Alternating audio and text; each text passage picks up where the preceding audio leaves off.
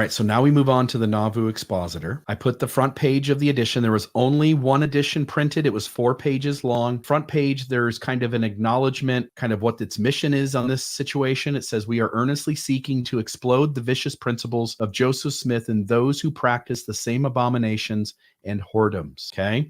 Then we open up the Nauvoo Expositor and we get where they are giving a synopsis of what's going on. And they say, on Saturday, while Mr. Foster was preparing to take his witnesses, 41 in number, to the council room, that he might make good his charges against Joseph, President William Marks notified him that the trial had been on Thursday evening before the 15th, and that he was cut off from the church. And that same council cut off Brother Law, Sister Law, and Brother Smith, and all without their knowledge. In other words, they broke kind of church principle of letting people testify on their behalf, cut them off from the church before they could have their meeting that they had already warned them they were going to do. So that way these people would have no standing in the church to be able to have a meeting where they could take their 41 witnesses in and demonstrate that Joseph Smith was practicing polygamy. They were not notified, neither did they dream of any such thing being done, for William Law had sent Joseph and some of the 12 special word that he desired an investigation before the church in general conference on the 6th of April. The court, however, was a tribunal possessing no power to try William Law, who was called by special revelation to stand as a counselor. He is a counselor in the first presidency at the time, to president of the church Joseph, which was twice ratified by general conferences. Any thoughts on that section? I'm gonna move over to the next one. If not, well, how scurvy, to use a term my mother used, how scurvy to have the Laws and Mr. Foster all ready to go with 41 witnesses to prove